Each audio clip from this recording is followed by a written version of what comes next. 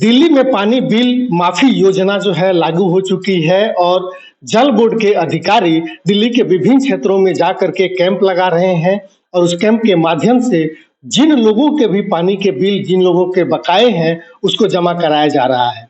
जैसा कि दिल्ली की मुख्यमंत्री रेखा गुप्ता ने यह घोषणा किया था कि भारतीय जनता पार्टी के जनप्रतिनिधियों से लेकर के उनके कार्यकर्ता और पदाधिकारी भी इस काम में लगेंगे ताकि अधिक से अधिक लोग इस योजना का लाभ ले सके। इसी क्रम में आज यमुना विहार से निगम पार्षद प्रमोद गुप्ता ने अपने कार्यालय पर पिछले 2 दिनों से इस कैंप को लगाया है और यहाँ पर बड़ी संख्या में लोग आकर के और इस योजना का लाभ ले रहे हैं। हम प्रमोद गुप्ता से बात करते हैं कि लोग कितने जागरूक हैं अपने इस बिल को जमा करने के लिए, इस माफी का लाभ लेने के लिए और किस तरीके से ये लोग लोगों तक इस बात को पहुंचा रहे हैं। प्रमोद जी, बहुत बहुत स्वागत है आपका। ये कैंप जो है आपके कार्यालय पर लगा है, कितनी संख्या में लोग आ रहे हैं और कितने लोगों तक ये बात पहुंच सकी है कि हाँ, दिल्ली सरकार ने ये योजना शुरू किया? सबसे पहले तो सभी को नमस्कार। जो भी आपके माध्यम से मुझे देख रहे हैं, मैं इस कैंप के विषय में आपने चर्चा की तो यही बताना चाहूंगा कि सबसे पहले तो दिल्ली सरकार को मैं बधाई दूंगा। एक बधाई योग्य कार्य किया है दिल्ली के जल मंत्री और दिल्ली की मुख्यमंत्री रेखा गुप्ता जी के द्वारा। जन जन को सुविधा और उनके द्वार तक पहुंच के लोग परेशान थे। मैं देख रहा हूं लगभग पिछले 2 दिन से मेरा कैंप चालू है और 2 दिन में लगभग 125 लोग इस कैंप में आकर अपना लाभ ले चुके हैं। लोगों के पास काफी समय से पेंडिंग है, पैसे देना चाहते थे मगर काफी बड़ी मात्रा में असल से ज्यादा उसके ऊपर जुर्माना और ब्याज और ये सब लग के बना हुआ था, सरचार्ज लगा हुआ था। तो इस कैंप के माध्यम से 31 जनवरी तक 2026 तक का जो भी आपके ऊपर ब्याज, जुर्माना, सरचार्ज बोले जो भी होगा वो 100% माफ कर दिया जाएगा। सिर्फ आपको उतना ही देना है जितना आपने उपयोग में किया, उतना ही बिल देना है। जो दूसरे शब्दों में कहा जाए जो मूल आपका बिल है वही देना है। उसके ऊपर किसी भी प्रकार के जो सरचार्ज लगाए गए थे वो सब हटा दिए जाएंगे। 31 जनवरी के बाद क्या कोई ऐसी भी पॉलिसी है जैसा कि मुख्यमंत्री ने कहा? अभी तो 3 महीने हैं। 31 जनवरी में तो मुझे लगता है दिल्ली इसका पूरी तरह लाभ रह जाएगी। फिर भी कुछ नहीं कर पाए आलस्य के कारण या किसी वजह से, तो उसके बाद ये सरचार्ज में छूट कम हो जाएगी, कम होकर ये 70% रह जाएगी 100% की। अन्यथा अभी तो 100% लाभ है और लोग आ रहे हैं, देख रहे हैं। और मैं तो यमुना विहार वार्ड से पार्षद हूँ। मेरे क्षेत्र के लोग मैं देखता हूँ अपने समय पर भुगतान भी करते हैं और इस क्षेत्र में मैं एमसीडी के माध्यम से भी देखता हूँ सर्वाधिक टैक्स पे करते हैं। और आज भी ये देख रहा है कि बहुत ज्यादा यहाँ पर मारामारी नहीं है कि लोगों ने पेंडिंग बहुत ज्यादा है। 2 दिन के अंदर 125-150 लोग ही आए हैं मगर लाभ ले रहे हैं। जो भी आप बकाये थे लोग देना चाहते हैं और दोनों पक्षों को लाभ है। जिस तरीके से मुख्यमंत्री ने कहा था कि इस योजना का लाभ ज्यादा से ज्यादा लोगों तक पहुंचे, तो उसके लिए न सिर्फ जल बोर्ड और दिल्ली सरकार बल्कि भारतीय जनता पार्टी के लोग भी काम करेंगे।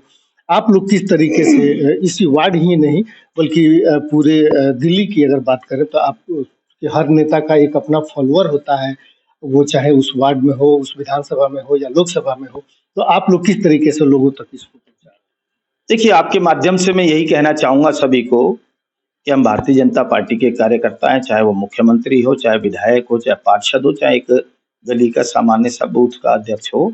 हम सबका उद्देश्य एक ही है कि समाज की सेवा करना, राष्ट्र की सेवा करना और ये जन जन को लाभ पहुंचाना एक सेवा का ही माध्यम है। तो सब अपने अपने प्रकार से लोगों तक पहुंचाएं, इस बात को प्रचारित करें, प्रसारित करें, लोगों तक पहुंचाएं, अवेयर करें। और जहां जहां भी अगले 60 दिन तक, 31 दिसंबर तक तो मेरी विधानसभा में हमें 60 दिन के अंदर निरंतर कहीं न कहीं पर कैंप लगाने हैं। पिछले 2 दिन मेरे यहाँ रहा, इसके बाद फिर स्थान बदल दिया जाएगा, फिर दूसरे स्थान पर चला जाएगा, लौट के फिर अपने यहाँ पर आएगा। तो इसी प्रकार से हम लोगों को बीच में घुमाते रहेंगे और एक भी व्यक्ति मुझे लगता है जो देना चाहता है और उसको बिल देने में असुविधा ना हो, हम उसके नजदीक तक पहुंचकर उसे वो राशि कलेक्ट करने की प्रयास करें। ठीक है, वैसे तो हमने इस माफी योजना पर एक अलग से वीडियो बनाई थी, उसमें विस्तृत जानकारी हमने दिया है। उस वीडियो का लिंक हम डिस्क्रिप्शन में डाल देंगे। आप चाहें तो इस योजना से जुड़े हुए जो भी जानकारी है आप उससे ले सकेंगे। अब आगे बढ़ते हैं कुछ एमसीडी के सवाल, कुछ दिल्ली के सवालों पर प्रमोद गुप्ता जी से बात करते हैं। गुप्ता जी, इस नवंबर शुरू हो गया है और प्रदूषण जो है फिर अपने चपेट में दिल्ली को ले लिया है। अंधेरा दिखने लगा है, कुहासा सा दिख रहा है चारों तरफ। हाँ, एक सवाल सबके मन में आज के समय में ये है कि इससे पहले पिछले साल या उससे पहले की अगर बात करें तो स्प्रिंकल मशीनें जो हैं वो चल रही थीं। कई सारी गाड़ियां रोड पर पानी छिड़कती हुई दिख रही थी। उसमें केंद्र सरकार ने भी अपनी सहभागिता की थी। कई सारी गाड़ियां केंद्र सरकार ने दी थी। एमसीडी ने तो पूरी जान ही झोंकी हुई थी और आप उस समय जोन जोन चेयरमैन भी थे, आप भी उसमें लगे रहे। इस बार ऐसी क्या वजह है कि तीनों स्तर पर भारतीय जनता पार्टी की सरकार है और वो गाड़ियां जो है न दिल्ली सरकार की दिख रही हैं, न ही एमसीडी की दिख रही है, कहीं स्प्रिंकल वाली गाड़ियां नहीं दिख रही। देखिए, ऐसा नहीं है कि स्प्रिंकलर गाड़ियां दिख नहीं रही हैं अभी या वो काम नहीं कर रही हैं, बस दोनों सरकारों की सोच का, काम करने की शैली का फर्क है। मुझे लगता है पहले वो गाड़ियां सिर्फ मीडिया करके आगे पीछे घूम रही होंगी, जो देखने में ऐसे स्थान पर ज्यादा घूम रही होंगी जब दिखती हों। अभी वो ऐसे स्थान तय करके घूम रही हैं जहां पर पॉल्यूशन ज्यादा है, जहां पर काम की आवश्यकता ज्यादा है।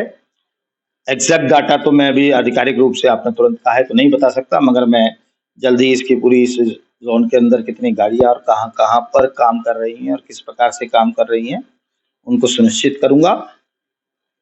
मगर मूल भाव आप समझिए, दिल्ली की सरकार बहुत ही समर्पित सरकार है। दिल्ली का नगर निगम बहुत ही जनता के प्रति संवेदनशील नगर निगम है और काम कर रहा है इस भावना के साथ। चाहे दिल्ली के अंदर भी जल भराव में आपने देखा कि जल भराव के अंदर किस तेजी के साथ उन्होंने कमी लाई। दिल्ली के अंदर छठ नहीं हो सकी इतने वर्षों से, यमुना की गंदगी थी। यमुना को मैं मानता हूं कि संपूर्ण स्वच्छ कर देना इतनी जल्दी संभव नहीं है, मगर ये भी बहुत बड़ी उपलब्धि है कि आस्था के पर्व पर लोगों को वहां पर आपने स्नान करा दिया। मैं कहता हूं बहुत बड़ी उपलब्धि है। और दिल्ली का पॉल्यूशन अभी एकदम खत्म कर पाए ये तो संभव नहीं है, मगर उसकी तरफ एक सार्थक प्रयास है, उसको कम करने की कोशिश है। निरंतर कुछ ना कुछ कम करने का प्रयास है। जैसे अभी क्लाउड सीडिंग करके बादल के थ्रू बारिश कराने की कोशिश की, ठीक है, वो पूरी तरह सक्सेस नहीं हो पाया। 50% से ऊपर नमी होनी चाहिए थी, वो नमी नहीं मिली, क्लाइमेटिकली सपोर्ट नहीं मिला, मगर एक प्रयास सराहनीय है। और उसके पीछे दिल्ली की मुख्यमंत्री हो, दिल्ली का नगर निगम हो, दिल्ली के मेयर हो, सबका भाव क्लियर दिखता है कि हम दिल्ली को कैसे गंदगी से मुक्त करें, कैसे प्रदूषण से मुक्त करें, कैसे यमुना साफ करें, कैसे लोगों को राहत दें, किस प्रकार से दिल्ली को बेहतर पहले से बना सकते हैं। उस ओर दिल्ली की सरकार, नगर निगम मिलकर चल रहा है और निरंतर दिन ब दिन आगे बढ़ रहा है। ठीक है, दावे तो पिछले कई सालों से, संभवतः 20 सालों से भी कहीं अधिक हो गया, दिल्ली को प्रदूषण मुक्त करने के दावे होते रहे हैं।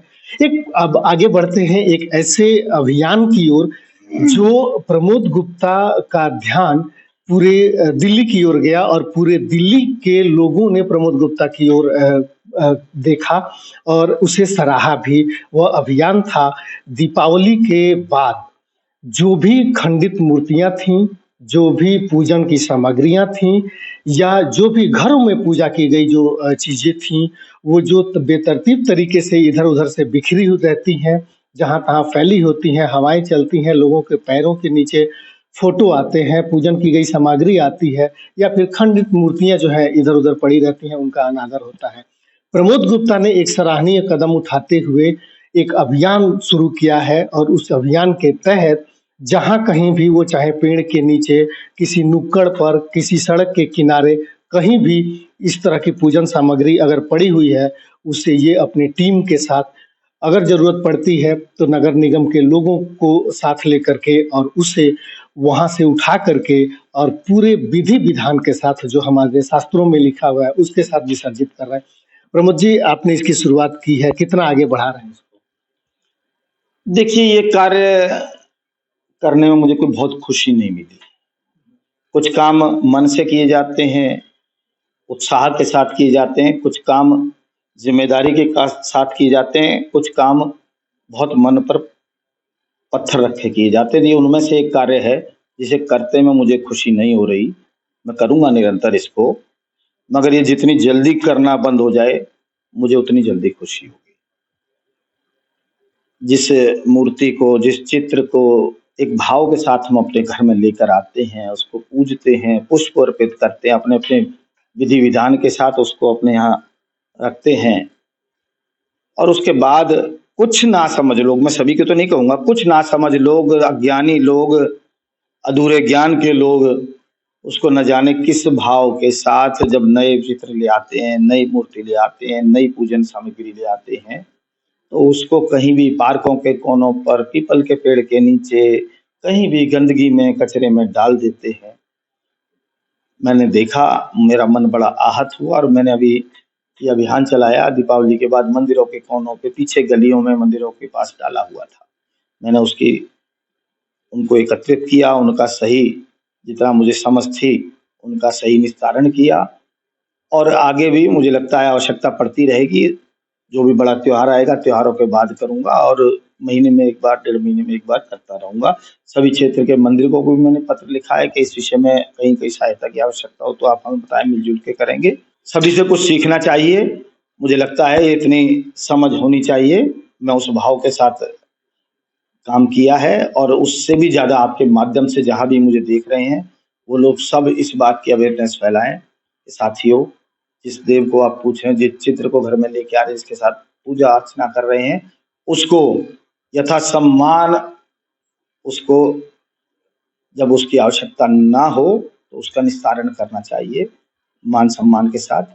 यही मैं कह के अपनी वाणी को विराम। ठीक, बहुत बहुत धन्यवाद प्रमोद जी। तो ये थे प्रमोद गुप्ता जिनसे हम बात कर रहे थे। इनके अभियान के साथ आप भी जुड़िए। ये न सिर्फ पूजा आस्था की ही बात है, बल्कि उस आस्था के अनादर की बात है, और जिसकी हम आस्था में रखते हैं, वह चाहे भगवान है या कोई व्यक्ति विशेष हो या किसी का भी, हम किसी भी हालत में या किसी भी तरीके से उसका अनादर नहीं करते, तो फिर भगवान का अनादर, अपने देवी देवताओं का अनादर कैसे कर सकते हैं। तो ये, जैसे गुप्ता जी ने कहा कि ये अज्ञानता है, मूर्खता है, या फिर जानकारी का अभाव है। चाहे जो भी हो, यदि आप पूजन करते हैं तो उस पूजन के दौरान ही आप अपने पंडित और पुरोहितों से ही पूछ लीजिए कि इसका विसर्जन कैसे करना है। और यदि आपको वो उचित स्थान नहीं मिलता है तो आप उसे अपने पास रखिए। जब भी आपको मौका मिलता है, जब भी आप कहीं बाहर जाते हैं, या फिर जहाँ भी आपको लगता है कि इसका विसर्जन यहीं पे किया जाना चाहिए, आप वहाँ कीजिए। लेकिन कम से कम इस अभियान को न सिर्फ प्रमोद गुप्ता को, बल्कि देश के हर उस नागरिक को छेड़ना होगा जो धर्म और आस्था में विश्वास रखता है।